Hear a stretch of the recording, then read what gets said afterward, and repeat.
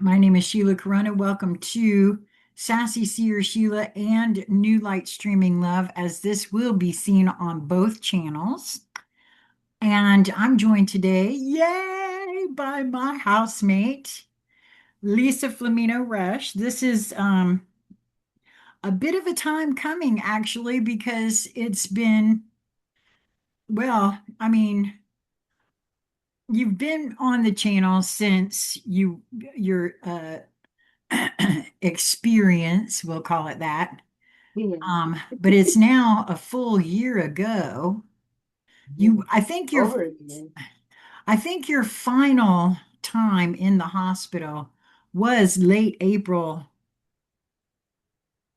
Actually, I believe it might have been July. Oh, really? Okay. Yeah. Hmm.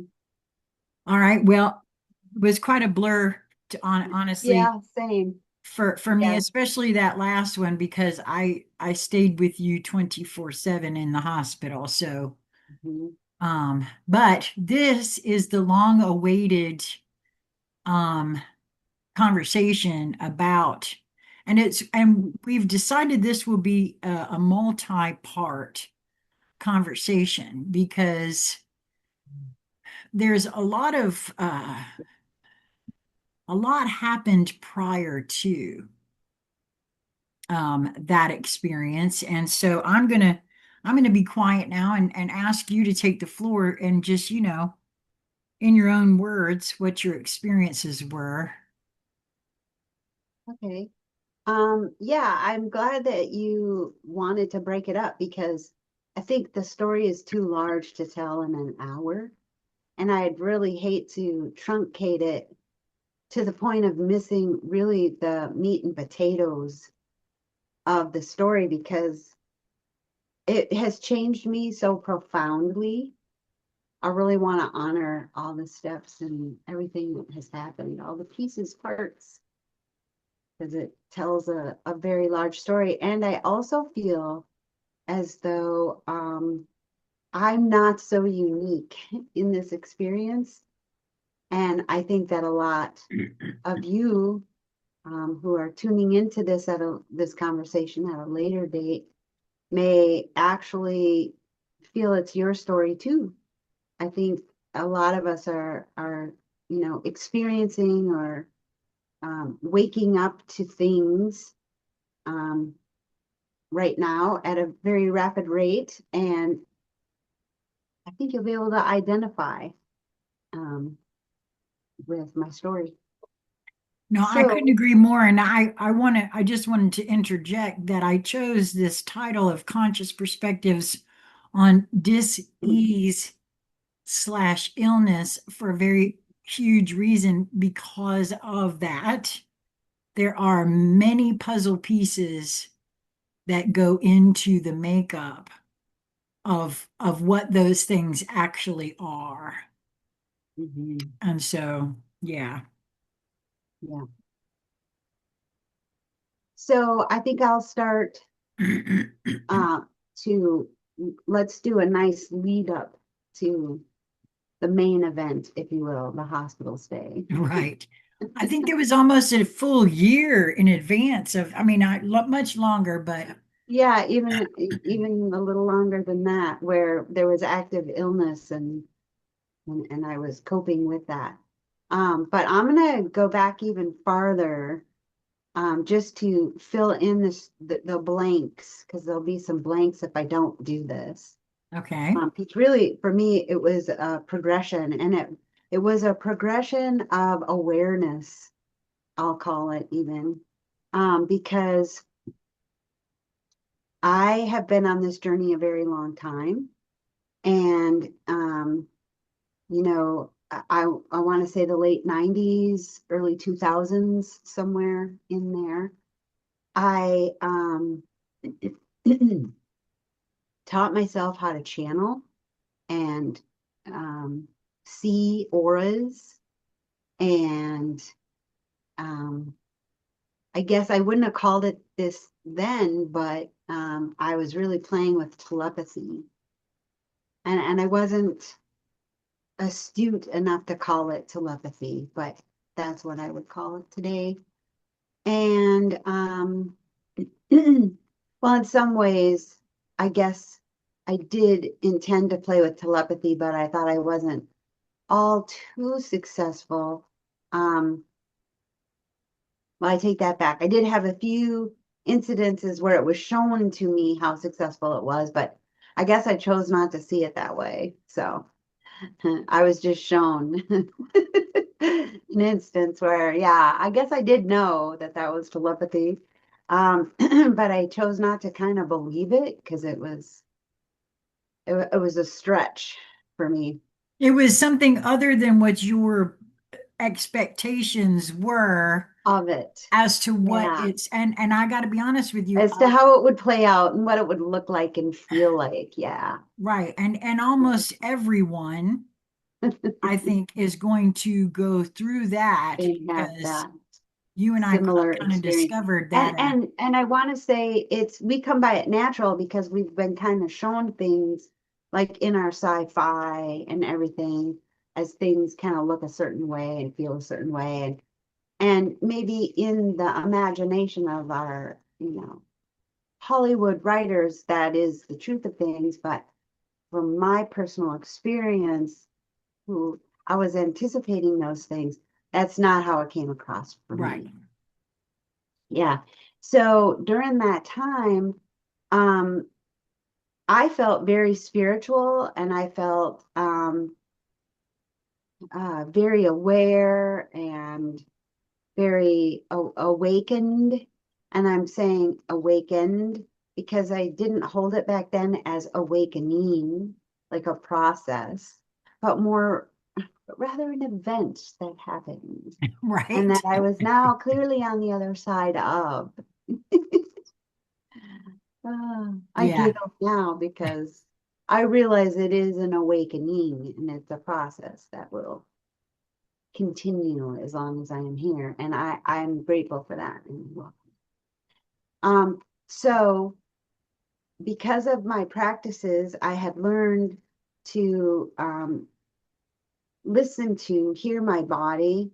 Um, I could communicate basically in telepathy or channel, however you want to hold it, just about anything at this juncture. And my body told me I was dying in Now, about you have also said 2007. that your guidance, I want to back you up a minute because you've also said to me and in other places Yeah. how your inner guidance actually told you that you weren't fully in your body. Well, that happens at a later exchange. Ah, I'll get to okay. All right. I'm sorry. No, that's okay. So at first, I was getting signals from my body that I was dying. Like I would wake up in the night with heart palpitations. But later everyone around me would label I was having panic attacks because my body was fully in fight or flight. Pardon me. My tongue is a little thick this afternoon. And my heart would palpate. I could hear like my blood rushing in my ears, and I felt an anxiety that I was dying.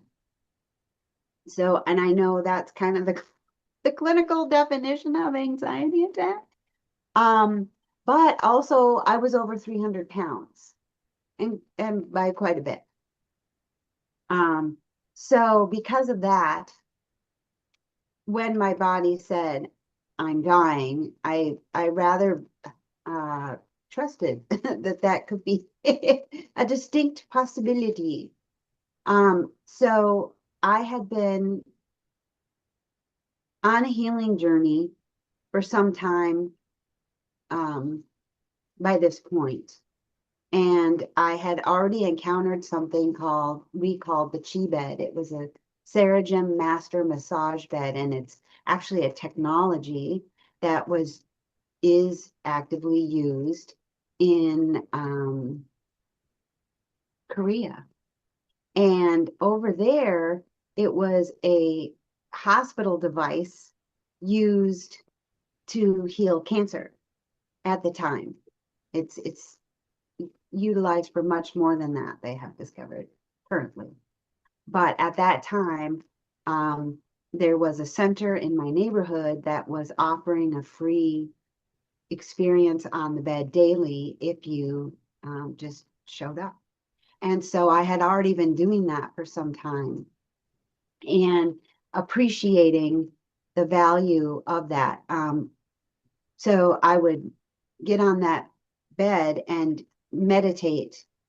So during one of my meditations, um, and basically it was this constant awakening in the middle of the night with these anxiety attacks, that I would go to the chi bed to like calm myself, I guess, collect myself and bring myself back, to feeling much better. And it was one of those sessions where I asked my body, what is happening to me? And that is where I was told that I was dying, that what was happening is I was spending so much time, because I said, well, how could I not be in my body? Obviously, in my body, because I was told I need to get into my body is the answer. And I couldn't accept that because I'm in the body. I couldn't imagine What do you what that think's meant. moving me around? Yeah. Yeah. So I was shown then that I was spending most of my time sort of hovering in the ethers, if you will, a foot above my body, um, in other realms, because I had learned to connect so completely. I really immersed myself in that. And so because of that, I had lost touch, we'll say. I had lost connection. I was losing connection with my physical body. And they said that if that my tether was getting very thin, it wasn't nourished. And if I were to keep on the track that I was, this cord would, I'd get too far away from my body and the cord would um, break, evaporate, disappear. I don't know, but I kind of saw it shrivel. And then finally it just broke because there wasn't enough. Interesting they chose the word nourish in light of what has Oh, also been relayed to you now. right. Oh, thank you for that. Yes. So that, and that came like a download. I saw some visuals there that I'm describing. I also got a couple of words like get back in your body. You need to, you can, it's not too late. This is why, and that my body had been trying to communicate with me, but I had been so effective in my ignoring my body. And so I had to really sit with that. What was that about? Ignoring my body. Because I felt like that's all I thought about was my body because I was in so much pain. But actually, I would learn that my tolerance for pain was extremely high, that I had taught myself to ignore pain. And it felt to me pain was a normal part of life. And so it wouldn't be until almost the point of going too far that I would engage the pain, acknowledge the pain, feel the pain, and then look at, oh, what can I do about this kind of thing?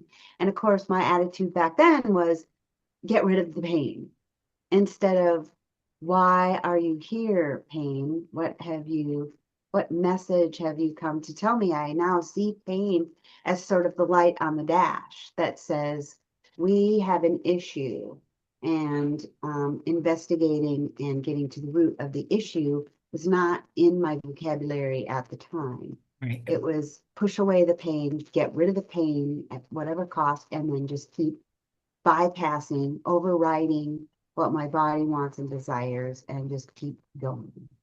Right. And yeah, it was really during that time I recognized myself through contemplation behaving like an evil god over this universe. My mind was saying it doesn't matter what you want. This is what we're going to do, and we need to do it, and we're going to. And I just kept pushing beyond my limits. My body had limits, and I wasn't meeting the needs of my body anymore, and I wasn't listening to subtle clues. And so we were not in relationship. We were in a, you know, domination and control. The mind dominated the body, and the body suffered greatly. So it was during that initial conversation where I was shown those things that I decided to go ahead and get into my body. And I didn't really know what that looked like or even what that meant in a practical sense. Like, so what do I do? How do I get in my body? And so I used my time on the chi bed to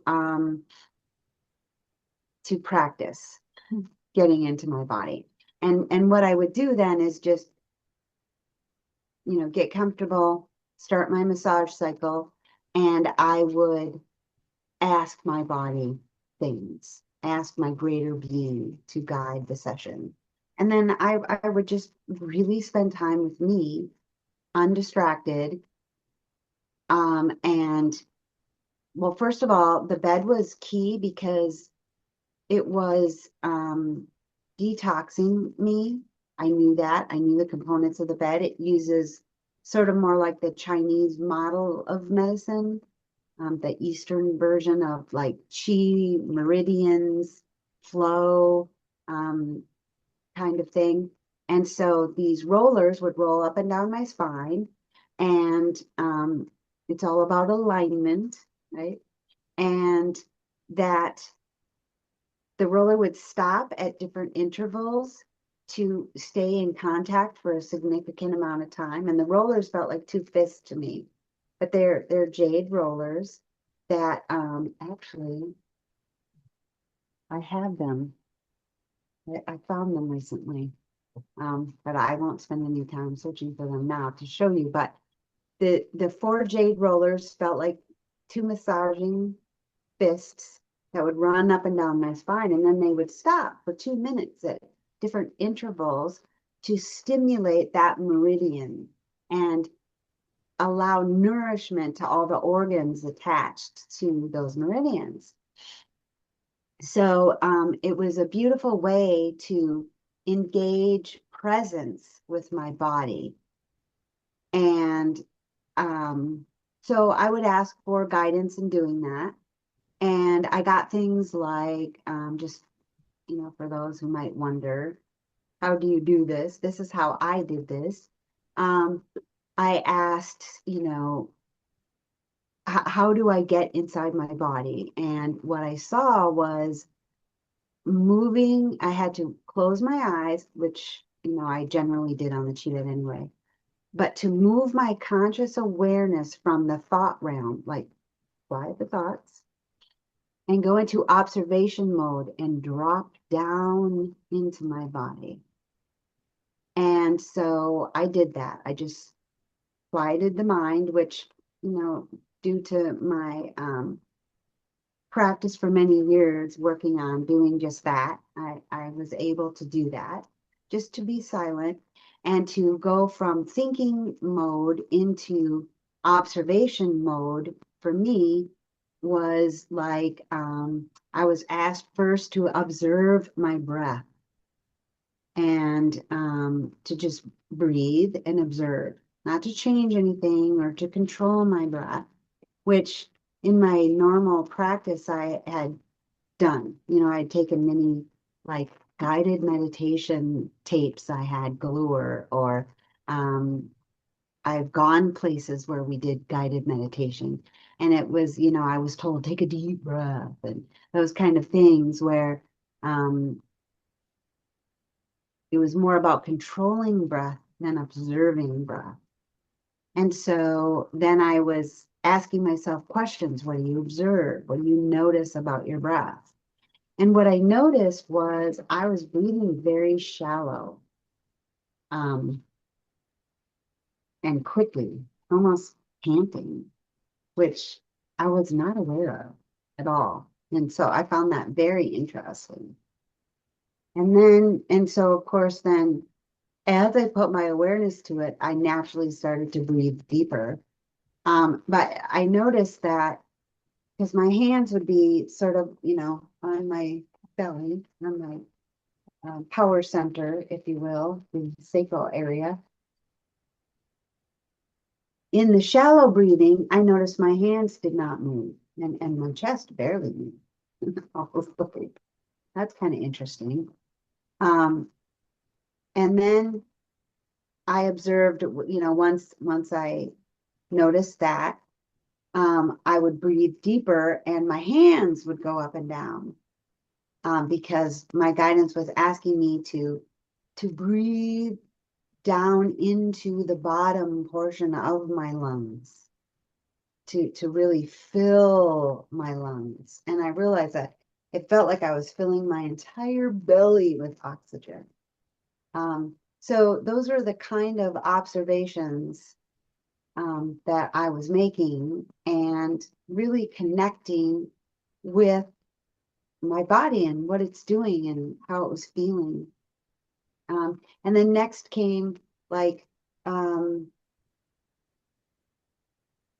relaxing the body piece by piece, um, relaxing my feet and allowing the tension that I was holding to release.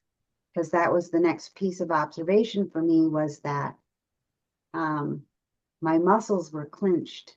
When I was asked to put my conscious awareness on my muscles, I realized I was just like clenching. So I'm breathing like this, and I'm like this. And it's no wonder I'm having anxiety attacks. I Because you saw were that I was, actively holding yourself from getting in there. yes, No, no, you or from must not pass. acknowledging what was in there, maybe even, something was actively being held. And so for months, I would use the rollers as a guidepost, because sometimes when it stopped, like I say, for 2 minutes, that 2 minutes felt like 2 hours because it was so painful. It felt like I was, lying on rocks, and it was anything but comfortable. And then now I would allow it to, like before, I'd just be like, pant through it and can't wait till it ends, that meridian would move along, and then we'd get to another part of my body, and by comparison it would be like, oh, thank goodness, this one doesn't hurt.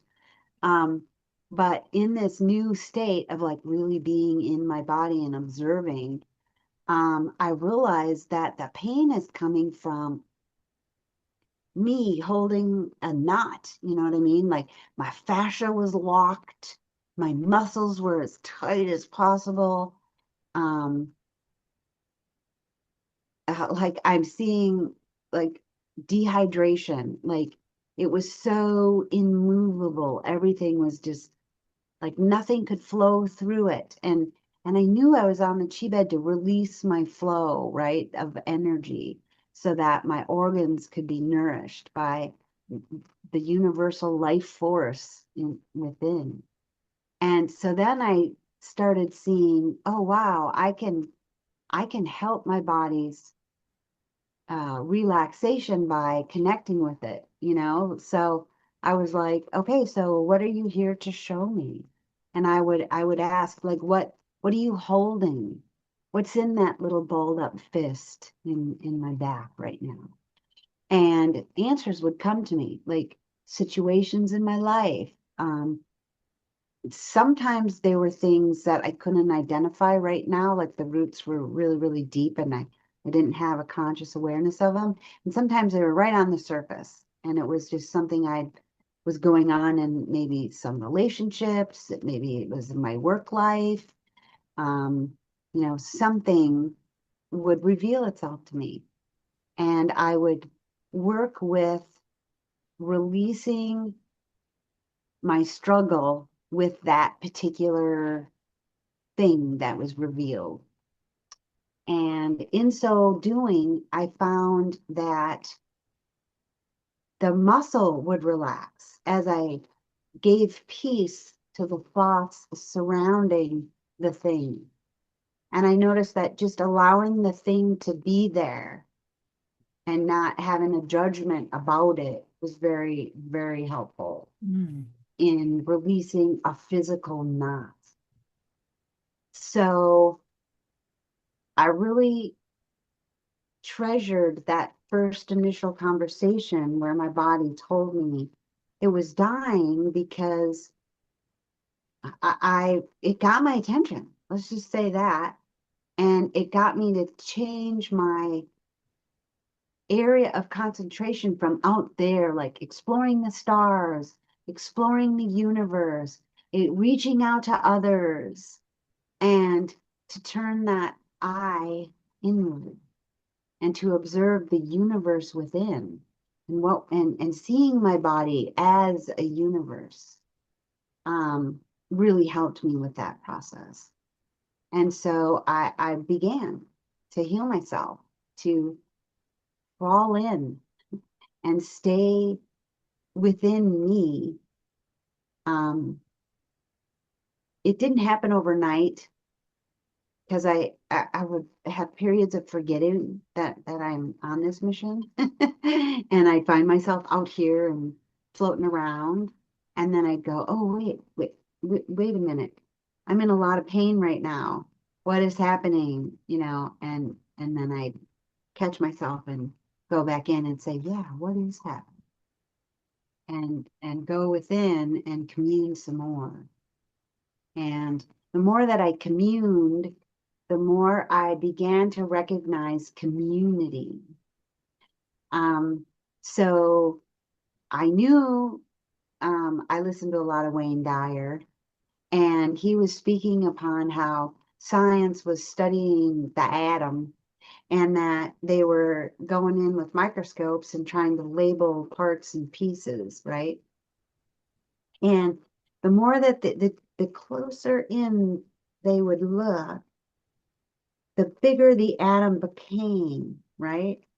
And pretty soon you ran out of things to label, and it was a whole lot of nothing. And so I would say, and so did he, that is the field of pure potential. He called it the field of potentiality. Um, you could call it the void. You could call it God, or all that is, but it's where we emanate from, the not here. But where everything resides. So there's nothing and everything simultaneously. And I got to contemplating on just that concept. And I realized that my body is made up of how many trillions of these cells that have infinite access, right, to source, to God. That I'm really loaded with wisdom. Everything I need is really right inside of this body. And I have full access to it.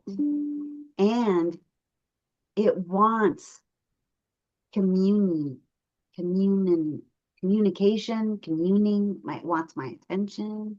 It wants to share with me. And I have been ignoring it for my whole entire life. And so that was an exciting concept, because from the communing and seeing my cells, I began to recognize that some of my cells had come together in community, right? So I've got heart cell community, and they create a circulatory system when each organ then acts as a community, right?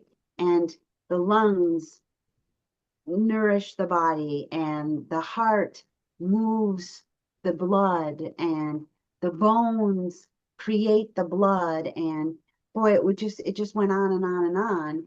The connections that I could see, um, just within me, reflecting the world, or the cosmos I was so smitten with.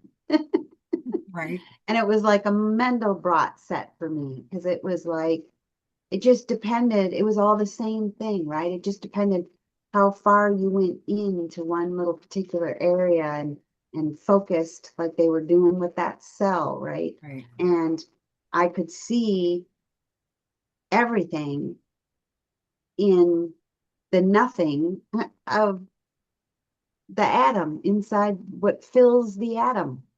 Right. And so that change of focus was really what needed to take place, not only in order for me to heal my body and live, but for me to embody my own strength, my own power, um, my mission, my purpose, the soul's purpose for incarnating on this planet. And then things got really exciting, because that afforded me the opportunity to begin my healing.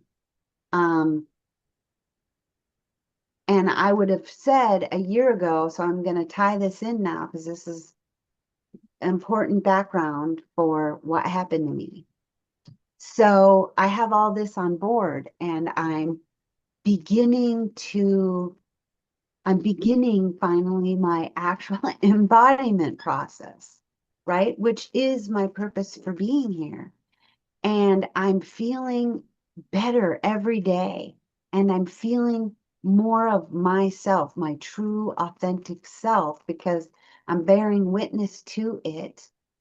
And I'm allowing it to fill me from within. And that's a totally different experience than what I was living up until this point.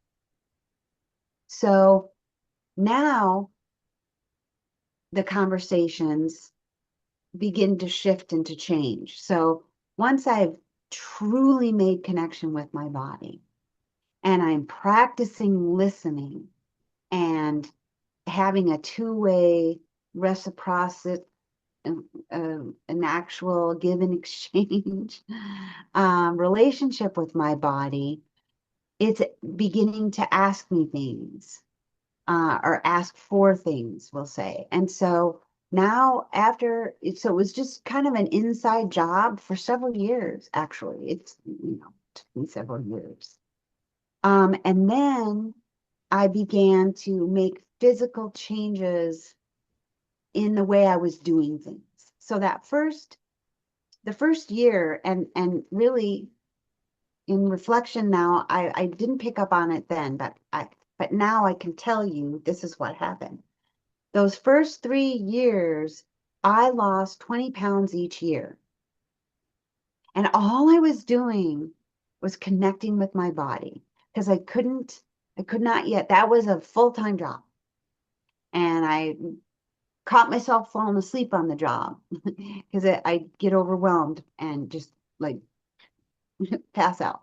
And then I'd wake up and go, oh, wait a minute. I think I was sleeping at the wheel. Let me get back to driving this thing. I was surprised to note that just that behavior alone changed my body. Like, I became less dense. I lost weight, but I changed nothing in my diet or my habits. I wasn't exercising, didn't go to the gym. I wasn't changing. I was eating Dairy Queen. Like, I was just doing what I had done Right. all along. Only difference being I literally paid attention to my body and connected. And during those, I'm going to say 3, possibly 4 years, the initial stages of this, I really was just focused on the relationship and feeling lighter, feeling more connected, feeling really great, like really great.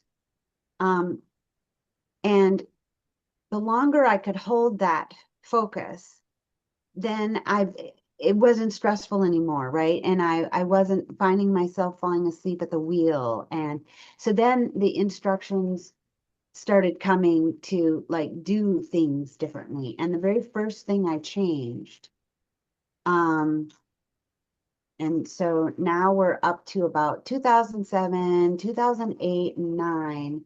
I'm starting to actively engage, I'm going to say change on the outside now, because the inside was chucking and jiving. I was really with it, from my perspective, more so than ever before. And so now I was asked to limit my food portions to a single serving. And but my concept, I want to be clear, back then, my concept of a serving was very dysmorphic. Very different than what it is now. Thank you. Yeah. But my body started with where are we now? What, and just it was beautiful because it met me where I was. Right. And it was a very loving gesture. So I was asked not to go for seconds. I could, and at first I did. I could pile that plate as high as I needed to, right? There were no limits on what I could eat or put on that plate, other than that I only had one plate because I was famous for seconds and thirds if it was really good. So it surprised me how satisfying a single plate really was. And I noticed right away, because I was in observation mode now, that I wasn't having that sick feeling after eating because I had become accustomed to that as that, well, that's just how you feel after you eat. Like you're dying and you have to lay down. Yeah, that's normal, right? Everybody feels that way. Everybody Well, feels everybody in my vicinity did. I didn't feel any different than anybody else in the room. right. So I convinced myself that that was perfectly fine and a normal thing. So I observed that one plate of food, well, for now, we'll call it a serving, actually was plenty. I'm going to say now more than enough, but I didn't make that observation at that point. Just that it was plenty because I realized I didn't feel sick or the need to lay down. Um, I didn't feel terrific, but again, I didn't know, I wasn't in touch with how I was feeling at all Right. with digestion. So because now I'm observing that as I put my attention to it, Right. I'm realizing and understanding things about myself that I didn't have access to before. Right. It was always there. It's just I didn't allow myself to go there. I never accessed it. Right. So the shifts that happened, outwardly, things that I was doing now began to shift. And as I'm working with that, and I could talk all day about the steps for me, but I'm going to move the story along a little bit to say after, so now I'm engaging enough to the point where I'm going to jump the timeline to about 2014, because this was another significant milestone. So I had been practicing this for several years now, mindfulness and connection with my body and obeying, I'm going to say, my body's requests. Because it was requesting things, and either I could say yes, absolutely, or I could say no, thank you. And so I spent many years saying yes and seeing where it got me, what happened. And wonderful things were happening. And so I was excited to continue to say yes. And so by now, I'm waking up to what a portion size is, what that looks like. Um, and I'm in the arena of what you put on that plate also matters. And then later it morphed into variety. So at one point, we were up to 11 different fruits and vegetables in a day. That was the goal. And so every meal had to focus on fruit and vegetables to make this happen. And so, and also that it wasn't so much about servings, right? 11 servings, but 11 different for a reason. Because I was instructed to eat the rainbow. And I'm not talking about Skittles, okay? I'm talking about the different qualities that the colors of our food have. Their chemistries were required. Right. And so I needed a sampling of all of it. And during this point, I'm beginning to learn that food is a conversation with the cells in my body. They were in a blueprint, prescription to how my cells should behave. And so now I'm also very mindful of not only varieties and kinds of foods, like, um, at this time I'm eliminating grains, I'm shifting um, into, so I'm going to say away from seed oils, margarine, um, and shifting into healthy fats. Right. And I am beginning at that point to learn the importance of fat, because I had gone on a fat-free thing for years. Like, I've been dieting my entire life and going to people, who know what they're talking about. And they're putting me on these artificial food-like products that I now equate with healthy living, right? And my body is informing me that none of that is true. And that's not how any of this works. And not how I nourish my body at all. So I'm making those kind of shifts during this period that we're skipping over now.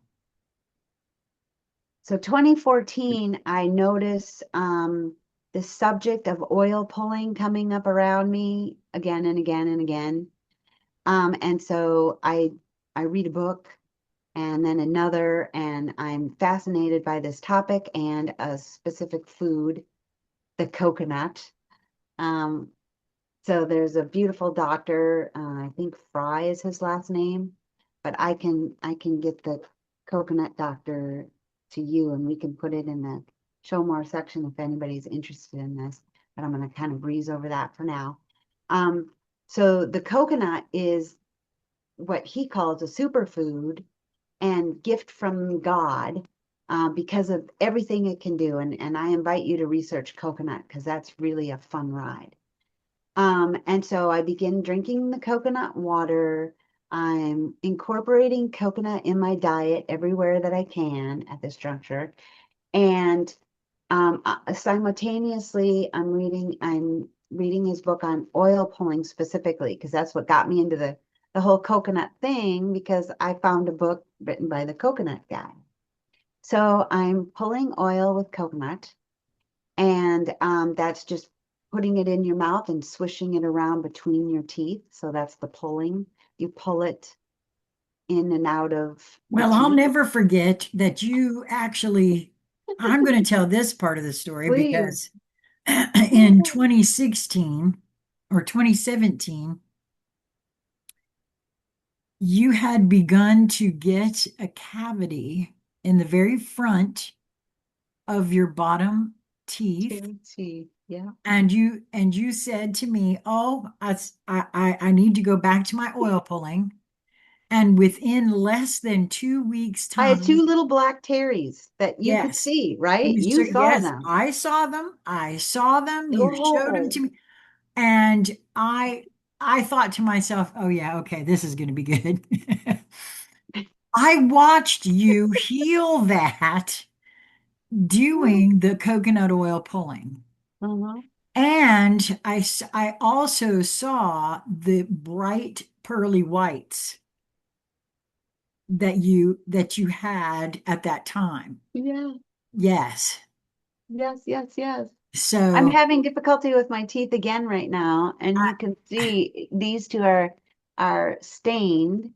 There's mm-hmm, no tears yet, but if I do nothing, and that's again that has to do with my hospital stay, and I'm right. working Right. And currently. and that'll be something I'm sure that you will tackle when the time is appropriate. But I had Yes. to key in there because so I certainly did not expect that. No. But I Well, witnessed that myself. and I had never witnessed a Terry disappear like that before because I didn't have any when I first started the oil pulling. And I was so excited to learn because I had a lot of joint pain. I was very, very sick little gal, and I didn't even know what I was dealing with because when I went to the doctor, really, what I got was if you don't lose weight, you're going to die. Of course, your knees are going. Of course, you can't, your ankles, I was Of course, rolling. you're in so much So, pain. I can totally relate to what you're no saying wonder there. your feet are sore. Come on. You got to lose this weight. And they were really pressuring me to do the bypass, the Barry Patrick, the surgery. Yes, the geriatric, not geriatric, I know. bariatric surgery Thank that I you. had. Right. No, I Yes. I feel you. Yes. So I never did get to any diagnoses with the doctors because they were blaming my weight and putting me on steroids and NSAIDs together. Yep. So that's really how I treated my pain at the time. And, I was Mhm. swimming in it. So as I'm reading this book about the oil pulling, um, there were a ton of testimonies about RA, and I had really suspected it. I'd never been diagnosed with it, but a physical therapist said she saw it in me. But I couldn't get a diagnosis. I'm not sure why. I The asked. words you used with me was that you had the markers, but that doesn't mean anything to me. It wouldn't have meant No, anything. and that's what she said. And what she meant was it was in my posture. It was how I held myself. It was the way that I walked. She could see it. It was like on my Right. body. Okay. But never did I get like a diagnosis of RA and RA specific treatments.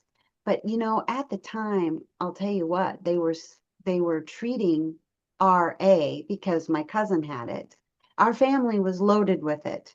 And he was just a couple of years older than me. He was diagnosed in his childhood, and it was steroids and NSAIDs. So that really was the treatment plan at the Right. in the day. So it didn't matter that I didn't have the diagnoses because it would have been all the same treatment. I gotcha. But in this book, there were so many testimonials about people healing RA, diagnosed people who were getting treatment for it, and really they were trying to heal some dental issues, and they could not see past that the correlation between starting the oil pulling and the healing process that they underwent Hmm. was remarkable, and they knew it was the oil pulling. And so basically somebody came to, I think it's Dr. Fry, um, the coconut doctor, we'll call him, with their stories um, about oil pulling.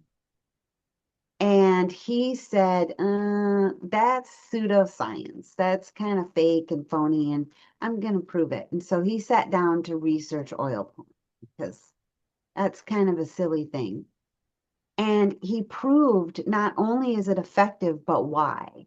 So he ended up writing things up in a medical journal, and he wrote a little book about it. Like to read it, you can. And the mechanism behind that is apparently in our mouth, these bacteria colonies colonize. And then you swallow them down in your saliva once there's an actual colony. And then they travel wherever they prefer. So he talks about the different zones in your mouth, the roof of your mouth, underneath your tongue, in between your cheek and your teeth, um, in the back of the throat, behind the tonsils, on the tonsils. There's different places and spaces that are preferred by different bacteria. That's And interesting. then they get inside of you and go to different locations, different organs, and whatnot. And so he has put forth that RA is a colony of bacteria that enjoy synovial fluid and they feast on it. And so you have active bacteria eating the joints when you have a flare up. That's the body not attacking itself, but attacking the colony, the invader who are nibbling away, slurping synovial fluid. Oh my. And I couldn't unsee that. And that the reason oil pulling works is because bacteria, their skeleton, if you will, is a lipid, which is an oil, in fact, a fat. And so because coconut is an oil, it bonds, it eats up, it encapsulates the bacteria and bonds with it. So when you spit it out and you spit it out into the trash, you don't want this coconut oil in your pipes or Yeah, anything you like don't, that. and you don't swallow it. And you would never swallow it. You are actually removing the bacteria before it can colonate and make its way to where it wants to live. So asthma is an accumulation of those that prefer the moist environment of the lungs, and they need lots of oxygen to proliferate. And then you've got, basically his hypothesis is every ailment or disease is actually a bacteria responsible that colonies in the mouth. And you said now you're not sure that it was Dr. Fry, or you are. I want to see, I see in my mind's eye it's like FRYE or something. Well, I'm just not so sure. everyone knows, we're gonna find this I all will. out, and it Yes. will be in the show more So section of yes, this so you video can by the read the time book. we put it out. And I want Yeah, to because I read it a long time ago. I also need to say this for the YouTube out there, the algorithms or whatever. This is in no way meant to No, supplant your own doctor's advice. This is that's right. not to be construed as medical I advice. am not a medical practitioner. We don't even play one on YouTube. Nope. And the truth of the matter is, this is your own personal experience. I will chime in And sometimes with my own personal experience, yeah, and it is I in no can. way meant to supplant, take the place of your doctor. I have to say that because That's right. Yes. they come and get you Yep. Thank you for that. I for all appreciate of it. that. Well, I wanted to make sure that we were very clear about that, but we are going to share the book that you read. We'll get the information and we'll put it in the show more section. Thank you. So, Yeah, so and anything else that comes up. right, So right. Yeah. please continue. Sorry about that. Okay, that's all right. So I began to give this a try. Like I was all in for this. And I started with like 5 minutes was my goal. I made it about two before I was gagging and throwing up, literally, like in front of my lunch, because the texture and the whole thing. So it took me a minute to build up. But once I did, and really within, I want to say 4 days, I was up to 20 minutes. And I did it twice a day. I did it, well, it was like my body realized what I was doing, right? And loved it so much that I began to look forward to it. And I couldn't forget it because my body was looking forward to it. Like that's just was my experience of it. Right. So twice a day, every day for 2 years solid. It changed so much. I can't even. So within that first week of starting, I had people asking me what I had done to my teeth. Like, who are you seeing? Where'd you get the bleach? What's going on? Because they wanted the bleach. Now, I have had a problem with stained teeth. My teeth just stain very easily from coffee, tea, beverages. Like, I don't know, they stain. I love blueberries, and just my teeth takes on the hue of the blueberry. Right. So I had been seeing a dentist prior, and I had been bleaching, and no one ever approached me and said, what are you doing? How are you doing this? And I did it for 3 years. I had to stop because my teeth were so sensitive. Just my breath passing over my teeth hurt. It was like, oh, not, it wasn't just cold and certain foods anymore. It was breathing that made my teeth hurt. Wow. So I had to stop. And I did, I put that down. So I was shocked that within a week, not only was I noticing, because I did straight off, I was like, I've never seen my teeth so white. I threw my bleach kit away. And I said, I will never do that to myself again because this beautiful coconut is beautiful. It's working. And it was working because the coconut remineralizes your teeth. And that is why my teeth were so susceptible because I had lost layers and layers of enamel on my teeth. So this coconut oil pulling was doing so much more for me than I ever even realized, right? Um, I started to feel great.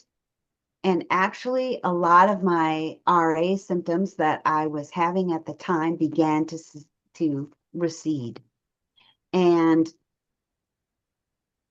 I pulled oil until I moved to North Carolina. And once I got here, I was at like a maintenance level with it. And I would oil pull whenever I felt called to. Like it wasn't an everyday, twice a day thing anymore. So now that puts us here in North Carolina. When I got here, I had been through a very traumatic event. I was extremely stressed. And I told Sheila, thank you for being a safe place, a soft spot to land, because I really need that. I'm gonna just sort of slough off parts of me and I'm gonna put it on the floor and I'm gonna look at it and work through it and weed through it. And I appreciate that you allow me to do that. So for me, that means speaking it out, getting it out of me and, into the air, onto the table, so I could look at it. And because you could hang with such activities, we were able to sort of sift through some of those things together because, again, I wasn't the only one experiencing some of these things, right? Yeah, buddy. And you and I were able to sort of work together in that. We Yeah. were each working on ourselves, Hmm. but we were learning from that experience and then sharing that between the two of us. Right. And so, It's much easier to, and this is something that, from my experience of working on myself, in company with others who are doing the same, mhm, and that's very what it effective. takes. Yeah, that's what it. I've now see that with all That's of what you. therapy is all about, You right? Because the you therapist is cannot. just there to hear you. From my own experience, it is very difficult to work on your crap alone Yes, in any sort of relationship unless the others of the relationship are doing the same, are on board for that. Mhm. because it's not It's an understood. inside job too, Yes, it is an that inside you job. have to take on your own. Yes. But we can support each other through the process.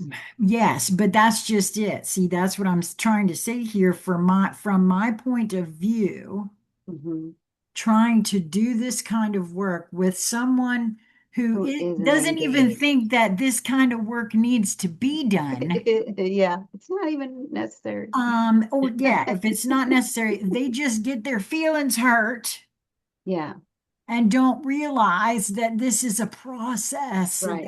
Well, So and I and that's why I was so grateful for you, and you, because dear. you understood what I was doing and you were doing the same. Yes. Yes, yes. Okay, so I'm going through this process, right, of a deep healing of the trauma. And I had some setbacks along the way, here and there. Like I went back to wheat and grains when I got here. It was comfort food. Um, it was in plenty. I was surrounded by it, and it was organic and project verified, non-GMO. And so I thought, well, that can't be that bad. And, indulged. And that set off a series of events um, that I could hold as a setback. I reverted. I forgot everything I ever knew. Because from one perspective, that is what happened, to be clear. But also, I see it now as necessary, required even, because I really needed to own it in a way that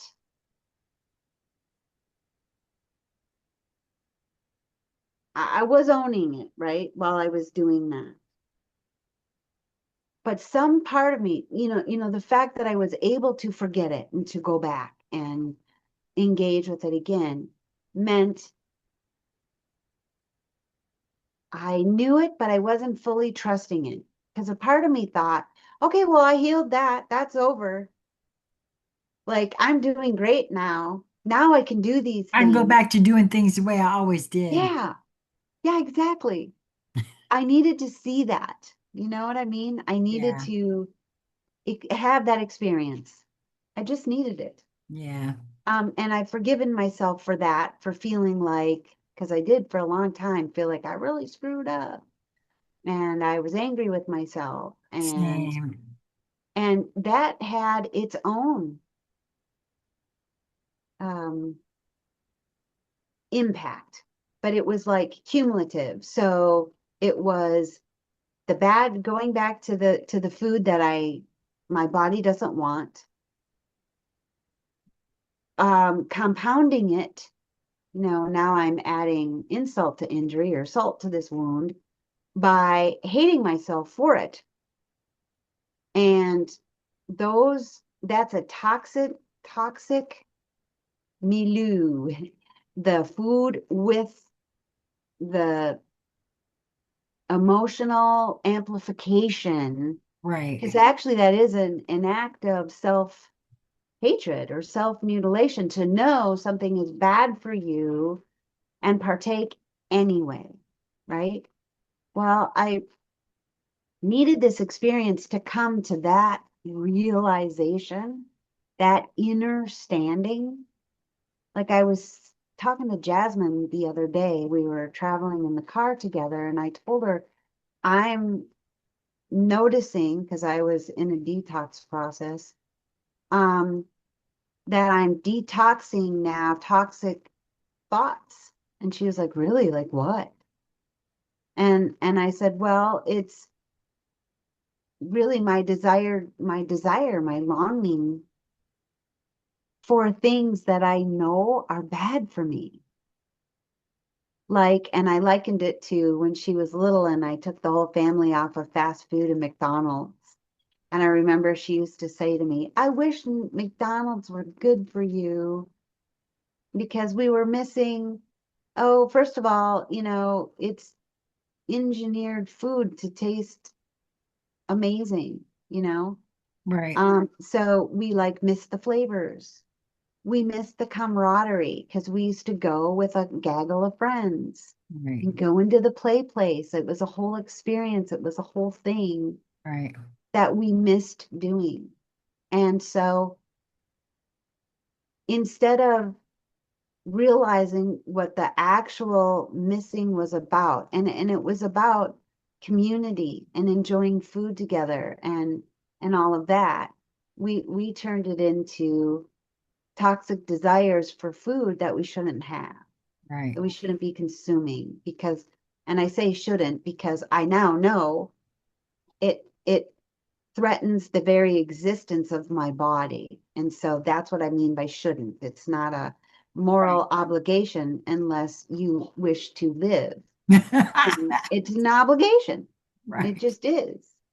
And you could be mad at it or not. So, toxic thoughts have impact, and they lead to action if they're entertained enough. We all know this. So,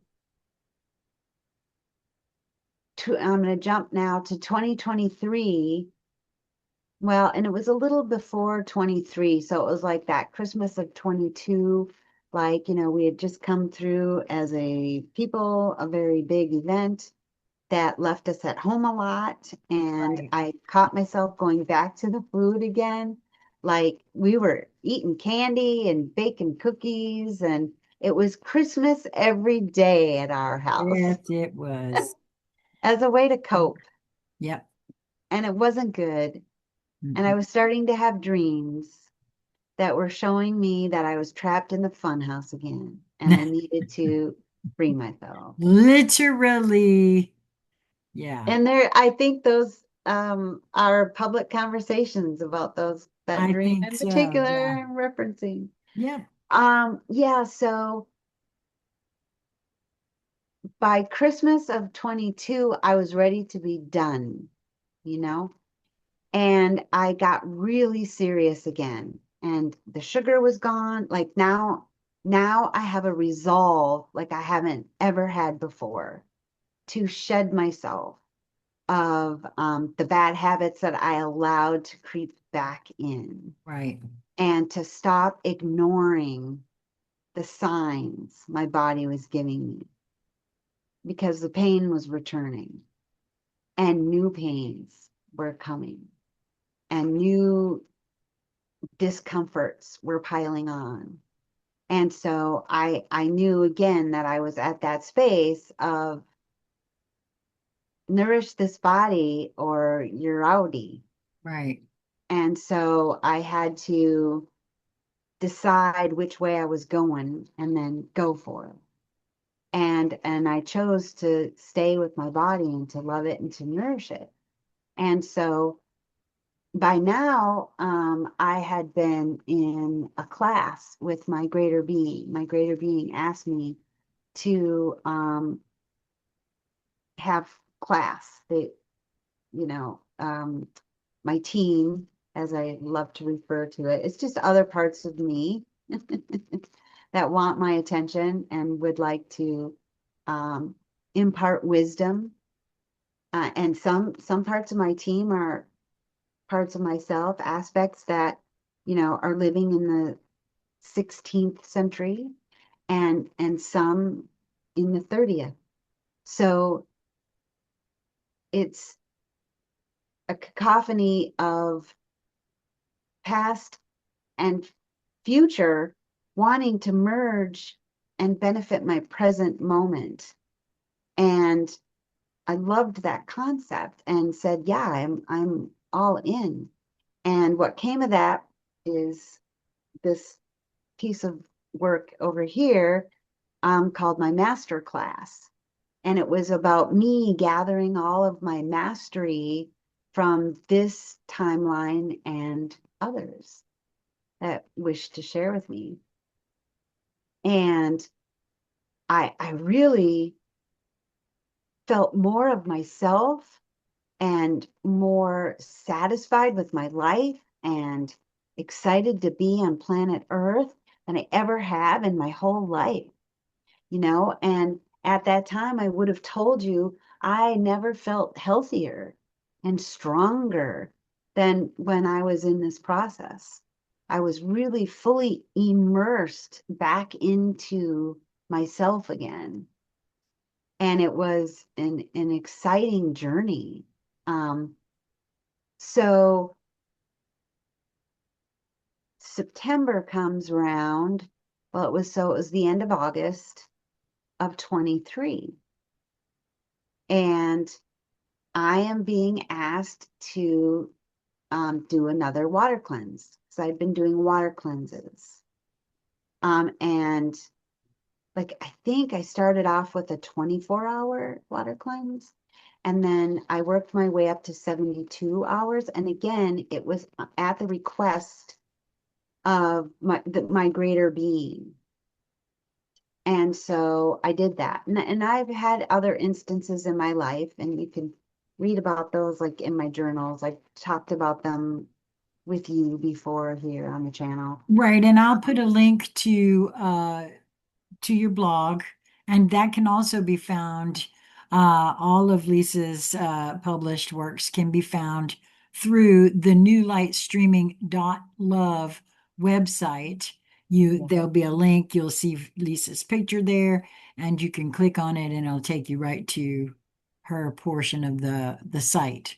Yes. So Yay. Okay, so in that process then of where was I? you were at the water cleanses. Okay. So in the process of the water cleansing, um, I don't think I don't recall being aware of what was about to happen. I No, was just asked to no, but do there a was water something cleanse. that you did share with me that Okay. you were told by your team Yes. as you embarked on the final cleanse there. Mm-hmm. Mm-hmm. Um, and I don't know why I'm feeling like that was late 2023. Mm-hmm. Um, and you had shared with me that the words were, you don't have to do this now if you don't want to, Yes. but you will be doing this, and it might be easier for you if you do this now as opposed to Yes. later. And I was getting that message for a lot of things, like for the book, for instance. I was asked to, take this class and to do this because I was asked several times to write a book, and that I didn't like that idea because I'm not an author and I don't know how to write a book. And so I just kept saying, yeah, I can't see that happening. And so then the offer was to take this master class. And actually, the exercises in the class were an actual writing of a book. So funny how that works. So as it turns out, I have a little book, wrote a little book about it. I'd like to hear it? Here it goes. So I was like, okay, I get the whole I'm an author. I get it. I see how that works now. Um, so they were asking me to I'm just gonna say my greater being because I always say they because I'm actually communing with different parts of myself at different times and it's a whole process and it's in my journals that I haven't yet published because I was in the process then. I was asked to publish the journals just so people could enjoy the ride. I don't really know why, but I was all about the listening, and so I did. I listened and I published them in a blog. Um, and then I was instructed to stop, and that the next portion would be in a book form. And so, at any rate, it only takes you up to a certain date because then I was instructed to stop, and I did. Okay, so now I'm in class, I'm writing, working on this writing project, and they asked me to create a workshop series to go along with the book. So I just would take a chapter and make a workshop out of that chapter. And because they wanted me to speak on it. And because the download would come in and it's a whole package, it's just a, and then I had to put the words to it. And there was also an experiential component, I'll call it, to the words. So the words are one thing, and you can pick that up and experience it yourself. But I was asked to also share more in depth my experience of it. That was like not so much captured by words in the book. And so I got up to what, six, maybe part chapter six. I want to say yes, there was six that we did That's what I feel fully. like. Yeah. And they kept saying, please get this done by, because remember, I'm sitting down in class, I'm getting coursework and instructions and deadlines.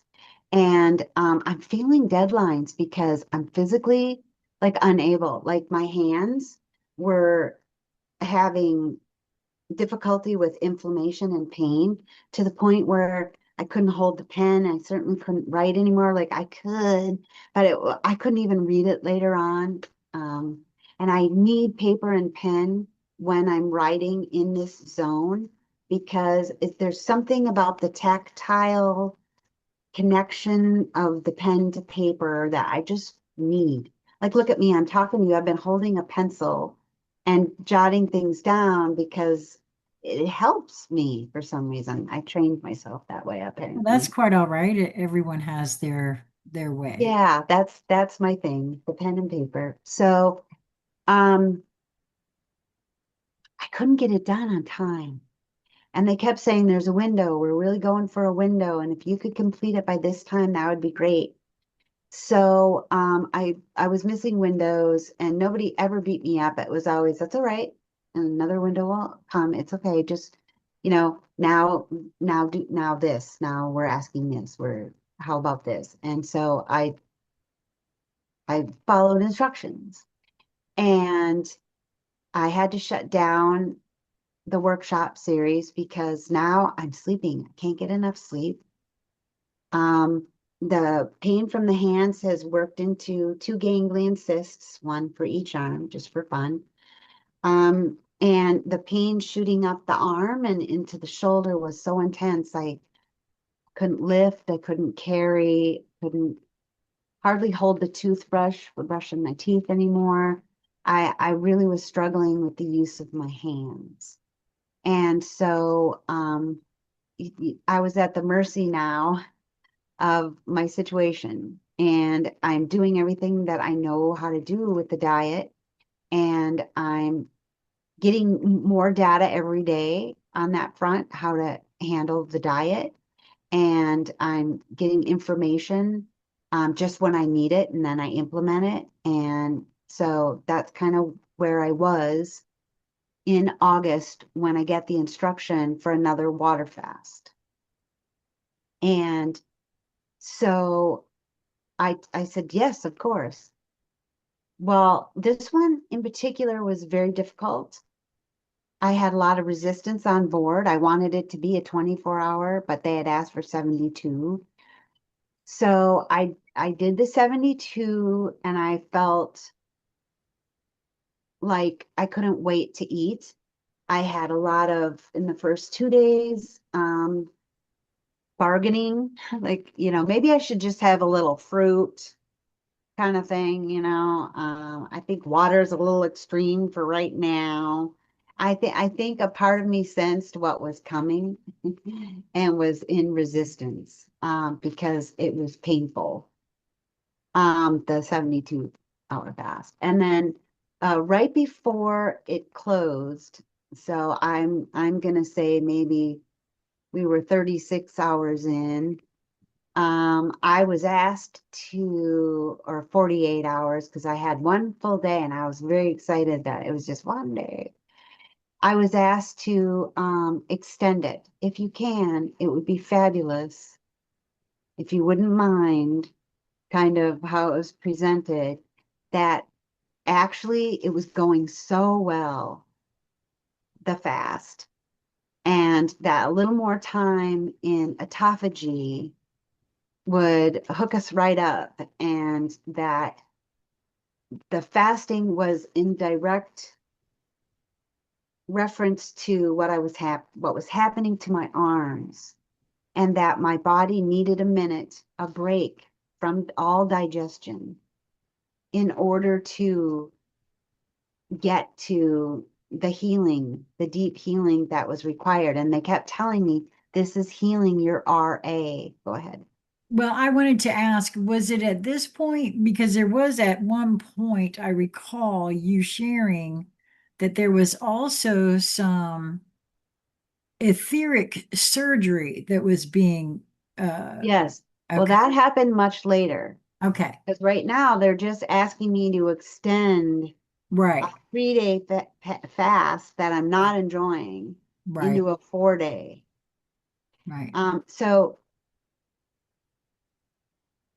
I'm going to say at the 7-day mark, it kept being extended just that way. Well, if you could do one more day, we could get to this, we could get to that. And that they were showing me visions, and I was having dreams of it too. And I'd say, what was that dream about? And then I was getting this data that we all have a subtle body or an etheric body, or what I refer to, because of conversations with my team, as my pre-matter template. So it is a physical body, yes, but it's an energetic body. And it is the template with which this body manifests from. It's the blueprint. And so they were tweaking, this is a future life that I have, a future incarnation.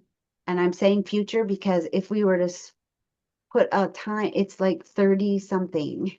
So it's not 20th century, it's the 30th century experience. And um, that fractal of me, that embodiment of me, is having an experience on a ship that is actually working with humanity at this particular juncture for a particular reason.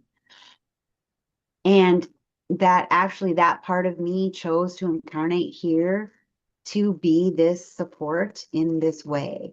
And so I am greatly supported by the staff there on ship. So I have a team of assistants. I call them my doctors, although they say we're not doctors, but we understand why you see it that way. And we will accept your terminology for the purposes of our communications. So they were showing me in dreams and in meditation that my etheric body goes to the ship and I have a crystal pod. So it's something that I crawl into and lay down in, and the lid comes down and lights come up, kind of like a tanning bed. I feel like I'm going to the tanning bed.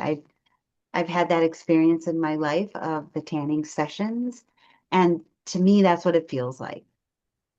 And basically, it um, affects that pre-matter template because it is frequency. That is the light. That light is frequency. And so I go there and I get treatments. And they were working with me in changing my physical template so that it could then change my physical body. So they spoke of rewiring things like my um, chakra system, moving from the current one into three separate, what they were then referring to as power centers. And that the goal is for the three power centers at some point to merge and go like this. I just looked like a whole tube of white light. Like I almost couldn't see my physical body anymore. Like if I were looking in the mirror, I looked like white light in a like a spotlight, sort of, I Right. guess the way to describe it. Hmm. And that was my goal. Like, but that I'd also have new eyes and we would see that body and it would look because I couldn't see it. And that it would look physical. So I'm not losing my physical body, I'm morphing it, is how it was described to me. And that because of that work, there would be bleed through. Ooh, that's a big pun. Into this body's reality here and now.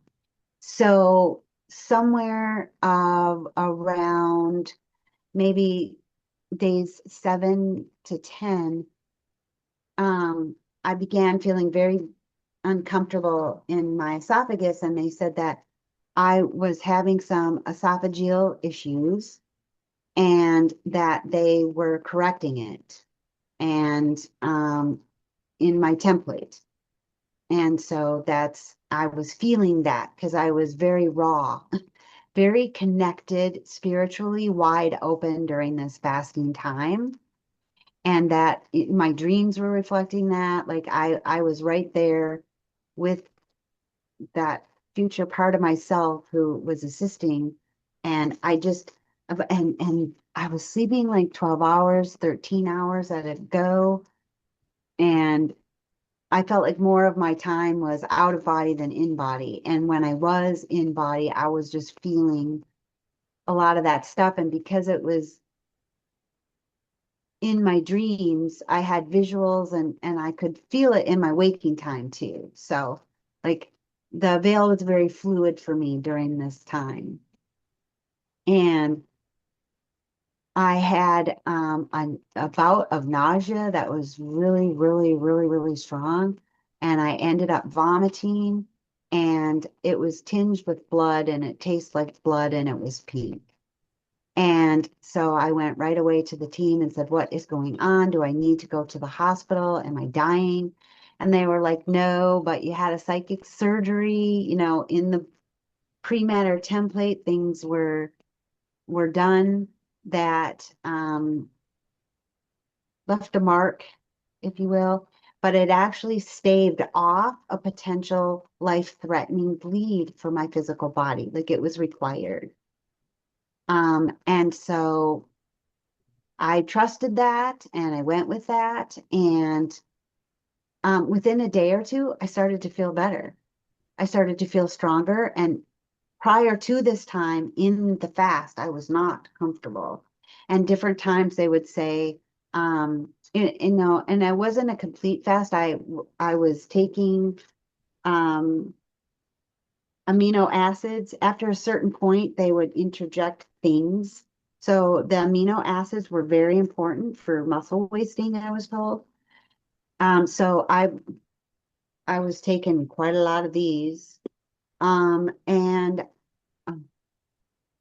I know some days it was over 30 a day because I knew that that was safe, so I didn't question it Right. because we had talked to the doctor about that. Right. That was the So advice for me. yeah, yeah. And as always, too, I want to interject here. You have to talk to your doctor. Absolutely. Get. Absolutely. I mean, really, when you embark on anything, support is really, really important. Yeah, And just to be very clear, in case anyone isn't aware, I had a gastric bypass, the kind that cuts and rearranges the anatomy, and I mhm, have been under a doctor's care, and those aminos that Lisa picked up there were recommended to me, and he is the doctor that created those has asked me to be a part of, um, because I don't absorb nutrition in the same way as others. And those aminos were created for folks that don't absorb nutrition. And so I, I am prescribed, if you will, to take more than, well, 40 a day is what he wants me to take, mhm. which is Because difficult for each me. one of these it represents a gram Right. of Protein. protein. Right. Yeah. So in Right. addition to food, it's a So, supplement. right. So I just wanted to be clear about that since, Yeah. yeah. So I was taking that as well as herbal tea. Um, Sometimes kombucha was required, which I was very excited about. I was like, oh, yay, something with flavor. And broths, different bone broth and stuff throughout at different times. But not daily and not Not all the time. daily. Right. No, no, upon instruction. Right. We'll just put it that way. And so Right. I've kind of lost track of, because it wasn't a regimen I created for No, myself. It that's was right. something that was prescribed and I was following it. Okay, so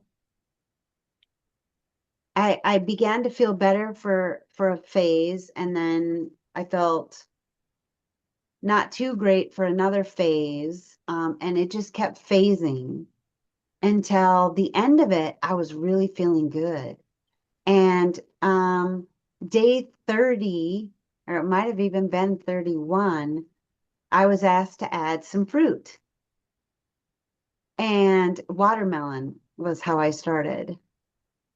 And I remember thinking, oh, I don't even want to stop.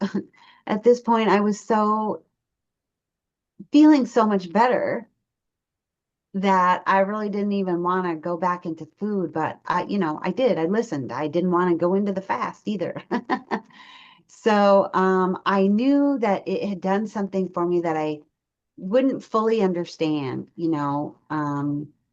maybe ever. I don't know that, but I did feel like it took me from one state of being into another. It really did, and I couldn't even give you a name for what that transformation was exactly, but I know it did something. So for a year, I felt really good. And I did start, like, the inflammation started to finally disappear. Um, I started to feel much better. Um, so much so that it was like I began to wake up to things in my environment that I just didn't see before. Like I didn't sense, maybe I was a frequency match to it. I've often contemplated what happened there. How did I miss all this data that all of a sudden was privy to me again? Um, but so I began to sense and smell and feel mold, like lots of it. And it felt like it was in the water. And I I don't know how I discovered like it was in the water because at first I was smelling it all over, like everywhere, And I don't know, but all of a sudden I smelt it in the water. I think like I opened this up and got a whiff and went, wait a minute. And I was so put off by my water. And then I went to the machine for fresh water. We were drinking Kangen, and it seemed like the minute I turned the tap on, all of a sudden I was getting wafts of it. Like it got worse, the smell. And I took the cap off to stick my nose in where the filter resides. And just taking the cap off of the filter housing was terrifying to me, actually. And I remember broaching it with you. Are you smelling mold? Because I wanted to know what her experience was, because did this happen just now or were we not sensing it? And Right, that's why I asked you in right. just the manner that I asked you, because I wanted to know. And you said no, No, I had you not. did not smell it I at did not all. smell And it you were like, no. until you brought it to me, and then all at once I could. But I have to say this too, especially after what you just said. You were smelling it everywhere. And the truth of the matter is, I now, with all of me, believe that that house we lived in Yes. had become mold infested because for for the previous almost 2 years, I had started to have trouble getting my water in. And I've been called the Right. water Oh, I Nazi. forgot about that piece. Let's just be Me very clear too. here. I've been Yeah. called the water Nazi, and I owned that because of my own situation. And all at once, it was as though my throat was shutting down around the water and it felt sharp. Yes. And it wasn't until Lisa brought that, and then I smelled it myself. And even then, it wasn't until on the third try to get it figured out that I realized that that was true, that my body had been telling me that something was wrong with that Oh, water, and I overrode that. yeah. I just did not pay attention. Yeah. I See was how beating easy it is to myself do up. that? Right. It's And I was so beating easy to myself do up that. for not drinking my water. Yes, me too. I remember that now that you bring it up. Yes. And Yes, it's so this easy. is the wisdom that we have at our disposals. And And don't I'm very ignore clear it. now that that is what happened. And Yes, that yes. is why I am now back on oxygen. And what happened to you, it Yep. actually began because we overrode our bodies. And Yep. it's And easy to me for the do. second time, I knew better than that. Yes, it's easy to And I did do. it again anyway. Yep. And And even though it leads where it leads, and that's a story for another day, yes, I don't regret it. I did for a while, especially while hospitalized.